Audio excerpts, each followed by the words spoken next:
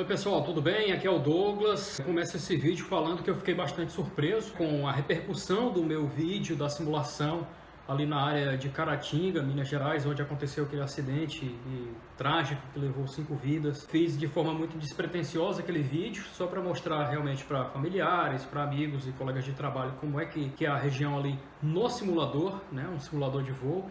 Microsoft Flight Simulator 2020. Não sou nenhum especialista, né? Sou jornalista, tirei o meu brevet de piloto privado lá no ano de 2016, mas acabei não prosseguindo, né, na carreira de piloto. Tirei só o primeiro brevet de piloto. Mas eu sou um curioso, eu gosto muito de ler sobre aviação e é claro que um fato como esse, um acidente, me chama a atenção como chama a atenção de qualquer um que é fã de aviação. Por isso eu resolvi fazer aquele vídeo. Fui observando também as coisas que o pessoal foi comentando, tanto no meu vídeo quanto em outros vídeos, em outras matérias e tal, sobre esse acidente. Vi alguns pontos que, na minha visão, precisam de algumas informações para esclarecer, ajudar a esclarecer o público sobre como é que funcionam as coisas na aviação, porque apesar de não ser piloto de profissão, eu sou muito curioso, leio muito e apesar de não ser especialista, algumas coisas eu posso ajudar a pontuar, a passar informação para que o pessoal fique mais informado do que acontece na aviação, de que muitas coisas têm um conceito errado aí. Quero reiterar aqui os meus sentimentos às famílias de todos os envolvidos aí nesse acidente, os que se foram, principalmente os aviadores, né? O comandante Geraldo Medeiros, também o copiloto Tarcísio Pessoa, o Abiciele Silveira, o Henrique Ribeiro, que era o Henrique Bahia, e, claro, a cantora Marília Mendonça, né? O Brasil ficou muito triste com esse acontecimento. Mas é como eu falei, eu resolvi fazer esse vídeo aqui para falar sobre algumas questões, algumas dúvidas sobre a área da aviação geral, das aeronaves de menor porte, táxi aéreo, aviação executiva e tal. O pessoal falou muita coisa aí que eu vi que ainda rola um certo desconhecimento de como que funciona esse mundo. Gente, o principal ponto desse vídeo é que muitas pessoas perguntaram por que artistas usam esse tipo de aeronave, que muita gente considera de uma maneira tanto quanto equivocada, perigosas, inseguras, né? Aviões pequenos. Eu vi muita gente dizendo: eu não entro num avião pequeno, nunca mais eu vou entrar num avião pequeno, eu tenho muito medo, é muito perigoso, são máquinas perigosas e tal. Gente, o ponto principal desse vídeo é por que esses artistas e também empresários e tal usam esse tipo de aeronave. Por que usam aeronaves de pequeno porte? Vamos conferir.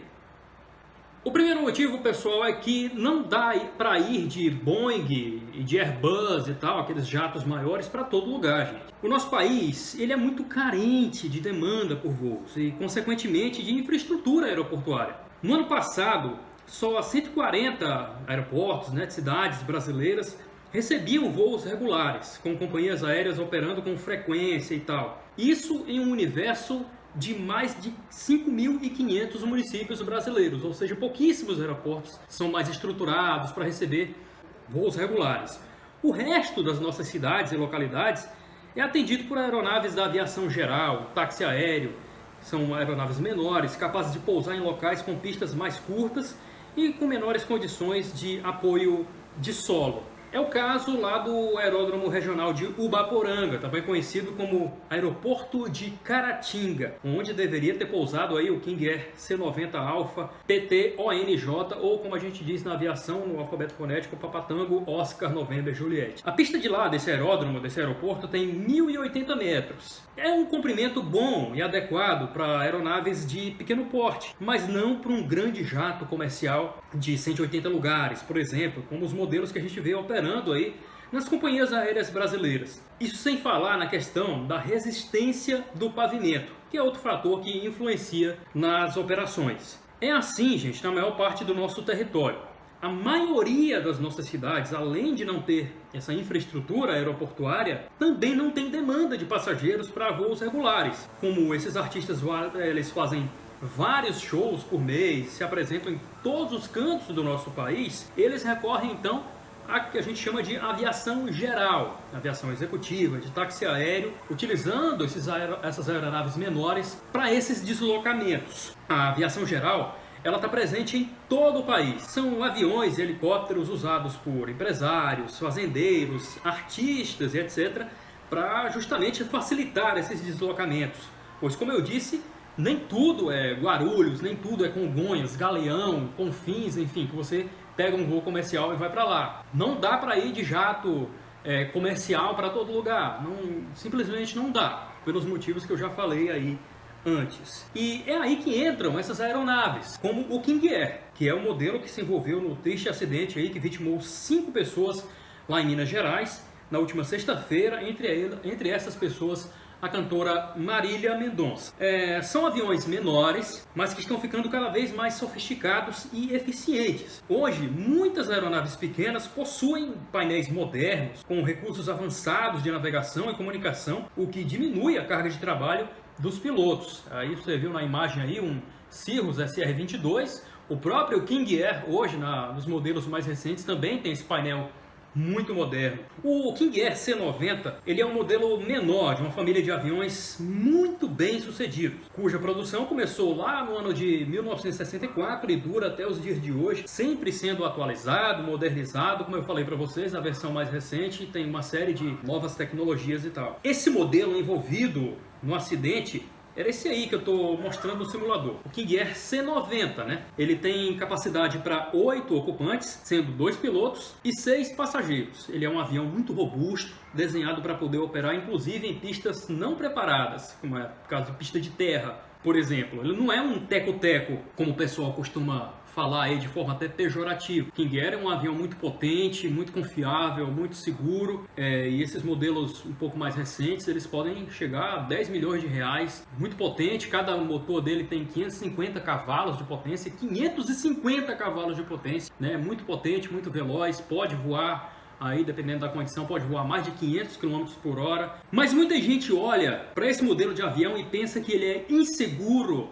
só pelo fato de ele ter hélice. Pensam logo que jatos são mais seguros e tudo mais. Mas, pessoal, não é bem assim. A coisa não é tão simples assim. O King Air é um turbo-hélice. O que isso quer dizer? Ele tem um motor a reação, que é semelhante aí ao dos jatos. O mesmo princípio de funcionamento do motor que você vê num Boeing, no Airbus. Só que tem uma diferença. Esse motor a reação movimenta uma hélice, que é ligada ao motor através de uma caixa de reduções. Essa caixa de reduções ajusta a rotação do propulsor, a hélice no caso, e o motor do King Air é o Pratt & Whitney PT-6, que equipa vários modelos de aeronaves e é considerado o motor mais seguro do mundo nessa categoria. Ele equipa vários modelos da aviação executiva geral, e é considerado sinônimo de confiabilidade e de segurança. As aeronaves com motores a pistão, para não dizer que eu falei só de turbohélice, né, da segurança dos turbohélices, também estão evoluindo muito e estão cada vez mais modernas, cada vez mais seguras também nessa parte de motorização, além, é claro, do painel com muitos recursos de navegação, comunicação, inclusive com visão sintética, né, que simula o terreno à frente da aeronave através de uma visão tridimensional nessas telas que existem no painel. Hoje as aeronaves, por menores que sejam, já contam com esse sistema. São painéis muito modernos que há alguns anos atrás a gente não via tanto e existem hoje praticamente por padrão das aeronaves mais novas que estão saindo de fábrica. Outro comentário que o pessoal fez muito nesses dias que envolveram esse acidente. O pessoal falou assim: mas como assim esse avião não tinha caixa preta? Isso é um absurdo! E aí muita gente se pergunta por que alguns aviões não têm caixa preta, né?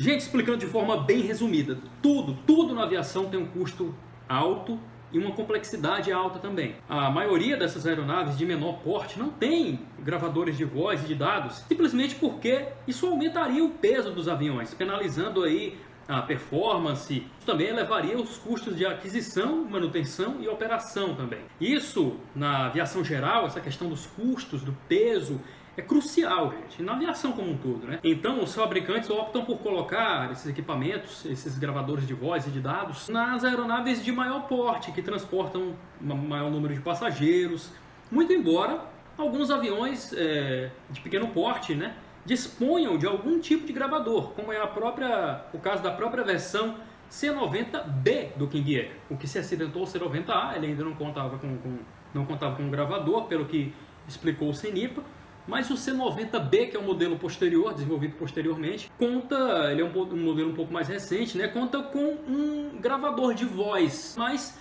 a maioria das aeronaves leves, né, pequenas, de transporte da aviação geral, táxi aéreo, elas realmente não possuem, por esses motivos que eu falei, porque encareceria o preço de aquisição e manutenção da aeronave e também penalizaria pelo peso, dependendo do caso, a questão da performance do avião. Outro ponto de muita importância nessa aviação de pequeno porte, gente, a formação de pilotos acontece em aeronaves de pequeno porte. Ninguém começa a aprender a pilotar aviões, por exemplo, em jatos enormes. Isso não faz sentido, gente. E também seria muito caro, né? Olha aí eu, no meu curso de piloto privado, lá em 2015, 2016, voando um Cessna 152, que é um avião de 2 lugares só, motorzinho de 110 HP, só vai realmente o aluno e o instrutor, né? Ou seja, essas aeronaves menores, elas são essenciais na formação de novos pilotos, o que ajuda a impulsionar o desenvolvimento da nossa aviação. É um papel crucial, né? Muito importante para a formação de novos profissionais da aviação civil. E outra coisa que o pessoal fala e pergunta também mas por que motivo tem mais acidentes com aviões menores? É o seguinte, são 2 motivos, 2 principais, dizendo assim, né? O primeiro é o fato de que a aviação geral de menor porte, ela tem uma série de requisitos de segurança e operações, claro, com muitas padronizações, mas esse conjunto de regras, ele é menos rígido do que o conjunto de regras e normas que é aplicado na aviação comercial de transporte regular de passageiros.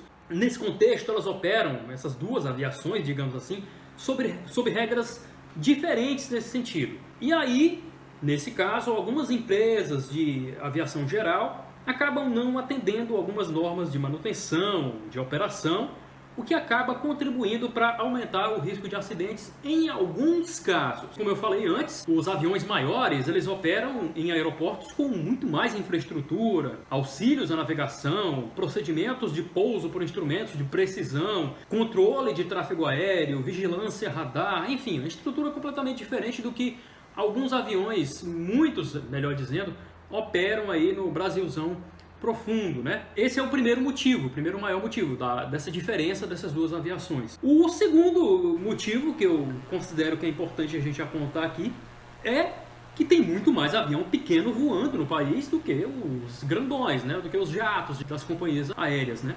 Então, por essa questão, você já tem um número maior, uma propensão maior a incidentes e acidentes envolvendo a aviação geral, executiva e de táxi aéreo, além dessa diferença de regras e de procedimentos e padronizações que eu falei para vocês. Então é isso, galera. Em resumo, o que eu quero dizer, aviação geral, executiva, táxi aéreo, tem sim a sua importância, tem sim a sua capacidade estratégica, principalmente num país de dimensões continentais, como é o nosso Brasil. Como eu falei, ela é importante para acessar, ligar diversas localidades que não são atendidas pela aviação comercial regular, de transporte de passageiros através das grandes empresas aéreas. Ela é importante também na formação de profissionais, de novos pilotos da aviação civil. Também ela está presente em todo o nosso país e não faz sentido você pensar que deveria acabar, deveriam proibir os voos de pequenos monomotores, de pequenos